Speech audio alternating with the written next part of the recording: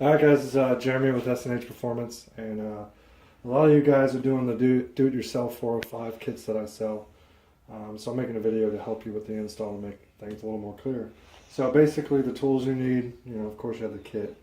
Dremel, a file, a couple cutters, razor or utility knife, drill, and different crimpers or dikes, wire cutters. So once you have your fuel hat out of the tank, you want to go ahead and take off the zip tie holding the wires, and then you're going to remove the two screws on the base. And it's a weird size, you're likely not going to have a socket for it, so just use whatever you have to remove those screws.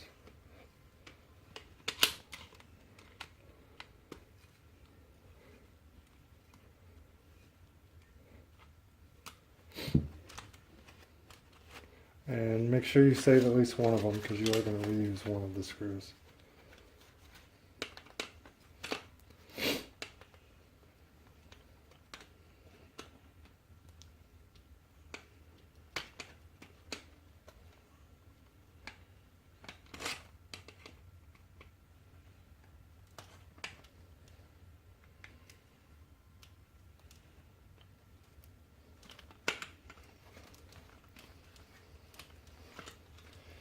And that should be enough. You don't have to take it all the way. Alright, at that point the sender comes off. You can move that out of the way. Pop off the corrugated hose on both sides. Alright. And then you're going to separate the power and the ground wire, which are the two thicker ones. One has, it's the thicker pink one with the black stripe. So that's your power and your ground to the pump. You want to leave yourself about an inch and snip those. Move that out of the way. We'll move the level sender wiring out of the way so we have room to work. Alright. Now we need to snip the corrugated hose that holds the stock fuel pump on. I will use some scissors, might make it a little easier. And there, the pump's falling out the bottom. Alright, so there's the pump. You don't reuse the base, so you don't need any of that. At this point, you can remove the stock plastic pump holder off the bottom. And we're just going to set this all down. There. Alright, now the 405 pump obviously doesn't fit in the stock holder, so you have to modify it. To save time, I already have one modified, but essentially you're going to take a Dremel and about an inch or a little more, you're just going to cut all that off around the bottom here. So we took the Dremel and we cut an inch off around the whole base so it's shorter. Take up your file, clean up any loose plastic. And when you're done doing all your grinding, make sure you clean this up really well because you don't want any of this plastic on your fuel tank when you put the fuel hat back in. And then on the inside, with your sanding bit, so I can have these the correct way. Alright, so this is where the level sender goes on this side. So opposite of where the level sender, there are this grooved area and then that grooved area, which I have removed on this one. So you can see. So that area is flush, and then this humped area is completely dremeled out. And then take your file once that's done and clean it. And when you're done, the pump should go all the way in and fully come up into the housing, like that. So we have a modified pump base, and now we're going to take a razor or utility knife and remove this little extra bit of corrugated hose off. Just be careful not to go too hard and cut the plastic underneath.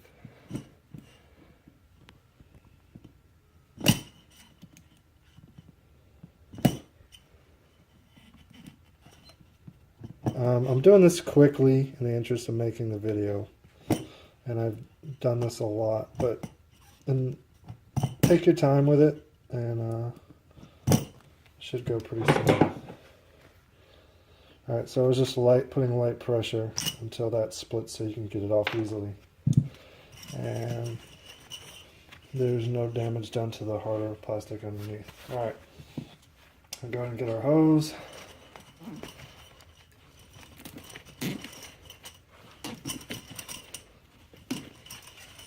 And you want this all the way up. You know, most of the way up. I'm going to take these springs off. So those springs fall off, don't worry about it. You can put them back on before you put it back together. And get your first clamp. These are fuel injection hose clamps that are designed for this job. And make sure you're above the hump in the barb. That's where you're going to get your best seal. And you can use a screwdriver or a bit to fit around, a hex bit to fit it. And you want to be careful not to over tighten these because you will strip the threads on them. If your drill has a torque setting, I recommend using that, which I do. Alright, so that's snug. And I'll just give it a couple little more turns. And when it's tight, it shouldn't be able to spin. So that's how you know the clamp is tight. And like I said, don't over tighten it or you'll strip it and it'll come loose. Alright, so now we are ready to start some assembly. I'll go ahead and put the wires on. It's probably the easiest thing to do right now before we mess with the springs and the pump. So you want to strip your two power and ground wires.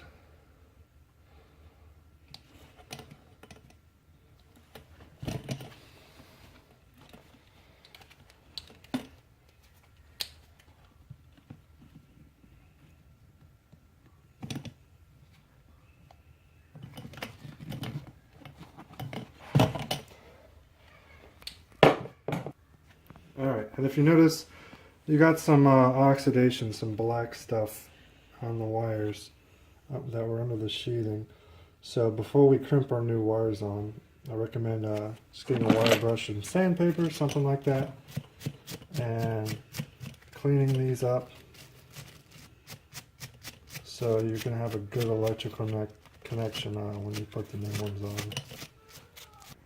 on. Alright, now that the the wires are cleaned up, we're going to make our connections. So I'll start with the black one. Make sure you have good crimpers. The crappy $5 ones you get at like Walmart or whatever that just have the two ovals aren't proper. You need to make sure they're for insulated terminals so it can actually apply enough pressure through the plastic insulation to make a solid crimp. So you want to make sure you're on the metal inside so it's recessed from the edge of the plastic. So I like to look in and line up my crimpers on the metal. Alright. And I use my finger to gauge the depth where I'm going to get a solid crimp on the metal once it's on, which is right about there. And make your crimp. Alright. And we have a solid connection there. And we're going to do the same with the power wire.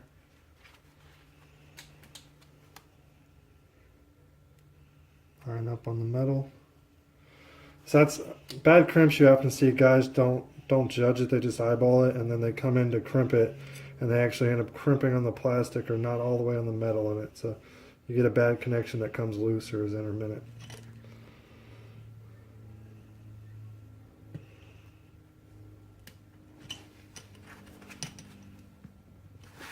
Alright, so our power and ground wires are on. And now the next thing I would recommend doing is modifying your level center to fit the shortened body. So if you notice where the screw went, it's now cut off. So we're going to trim this shorter. You can use your Dremel or a cutting tool. If you have a metal one, I recommend the Dremel to cut it shorter, but the plastic one, it's pretty easy to snap shorter. Like that.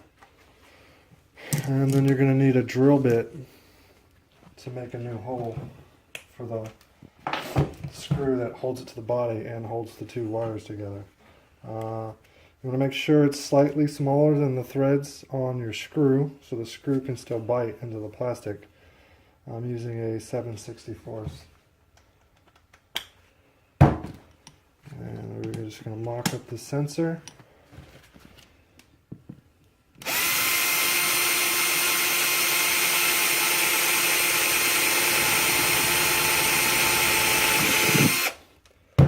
And drill a new hole.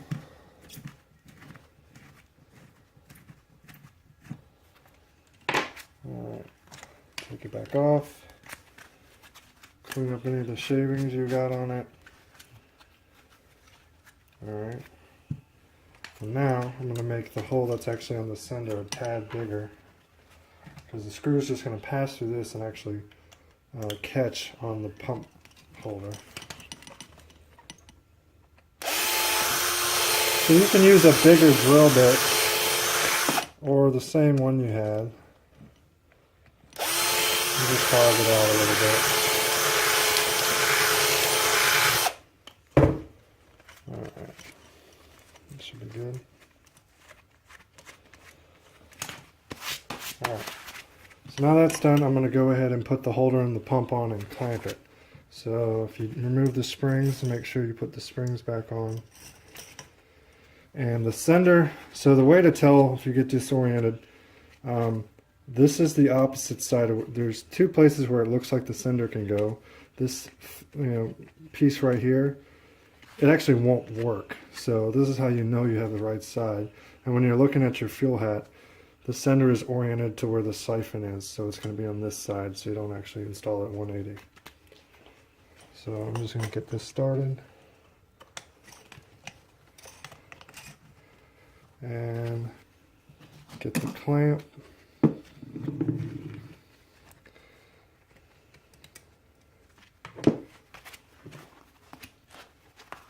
And then put the filter on.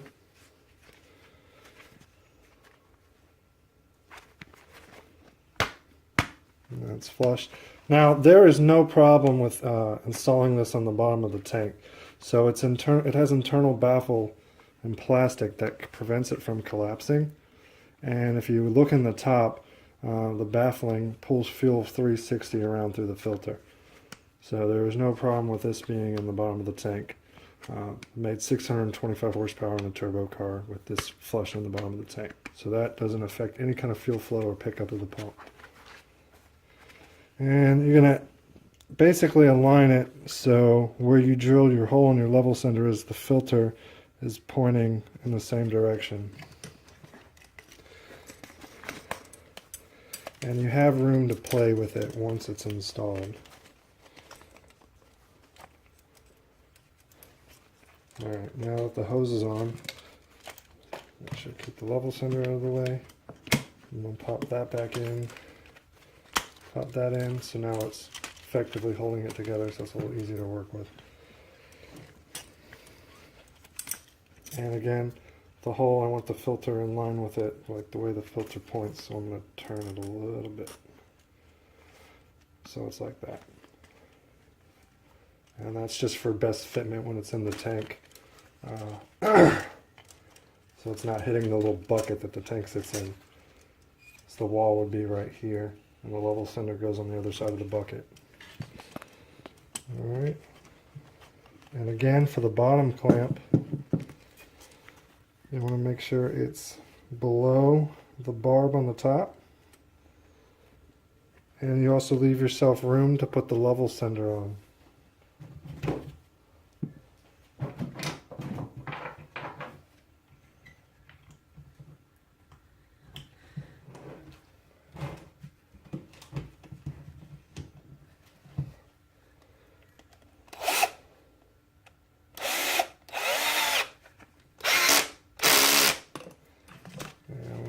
after it torques, I like to give it a couple little squeezes. Alright. And again, make sure you can't spin the clamp of the hose on the pump body. That's how you know it's on there tight. So the physical part of it is done. The next easiest part is to go ahead and install the power and ground wires to the pump terminals. So take both wires and feed them back this way. So it looks like that. And you can even pop this back out of the way. Just be careful not to bend it too much till you have access. So the larger one is your power and the thinner one is your ground. So make sure that's seated. And we'll do the same with the power. Alright, so there's your power and your ground installed. And as you can see why I said don't bend it too much. So depending on your mileage and how old, I think this hat had like 80,000 miles on it. That can happen. So I'm going to finish the install just to show, but when I'm done, I'm going to go back and put some submersible hose here and 2 more clamps to fix this. So you just want to be careful with this. It can be brittle over time, so you don't want to tweak it too much. And you want to be careful not to bang it up when you're pulling it in out of the tank, because even though that clearly broke and it showed me it was probably going to leak a little bit because it was probably pretty brittle and thin under pressure. So I'm glad it broke all the way because it shows me there's going to be a problem. So I'll know to fix that. But I'll fix that later. Go ahead and finish with the install. So that goes back in there. Alright, for the bottom level sender wire, the pink wire, there's a hole right here next to where the pump holder goes into the metal. And I like to fish the wire through there. It's a good spot to put it, just keeps it out of the way. Alright, so I like to put that one there. And then I'll do the same with the other one.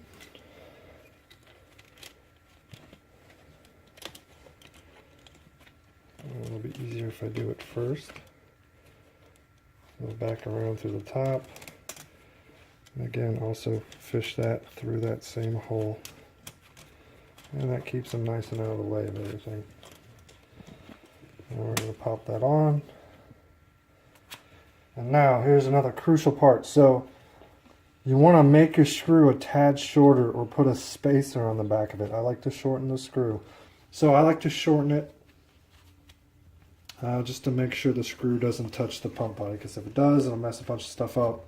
Your fuel pump will overdrive and your level center will act crazy.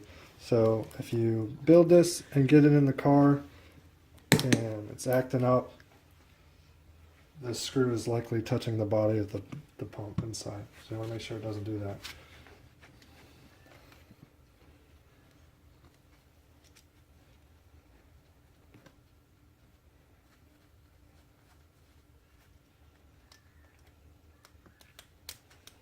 So we're going to go through the 2 wires.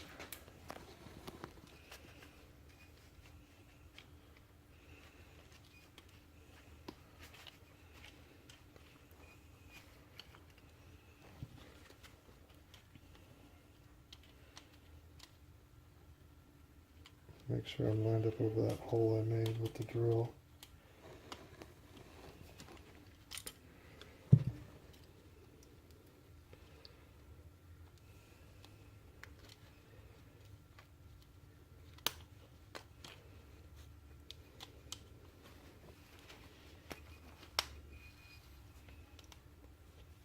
So I just got it started by hand.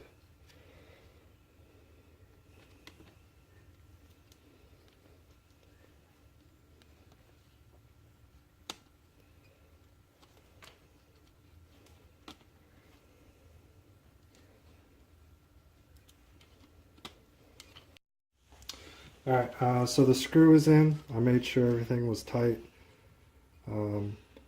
These wires will start turning when you know you have the screw in. You don't want to over tighten it because it will strip.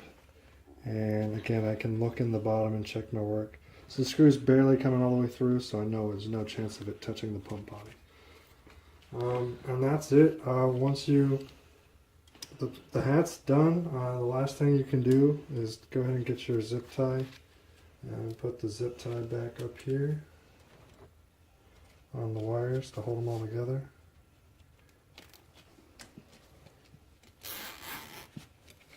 Just to keep them out of the way. And you can do a compression and make sure the top of the level center is not going to hit any of the wires. If it's not, and you have good travel, nothing's crimping. You get a little movement down here, you just want to look at it, make sure it's not too much when it's installed. So that's it. Again, the tips are, like you saw earlier in the video, be careful with this corrugated hose. Don't, take your time. You can see I cracked it here, which I'm going to have to go back and replace later. So it's pretty brittle in spots that's not used to moving. So where the bends are, it's good. Just where it wasn't, be careful about that. Take your time. Don't over tighten the clamps. Make sure the clamps go below and above the respective barbs on the outlets. Make sure the filter is aligned that way compared to the level sender so it doesn't interfere with the bucket inside the tank. Make sure you get solid crimps using the way I showed you. And again, make sure the screw is not touching the pump body. And follow this to do your install, and it should work good for you, not have any issues. If you have any questions, you can ask on the video or just shoot me a message. Alright, thanks.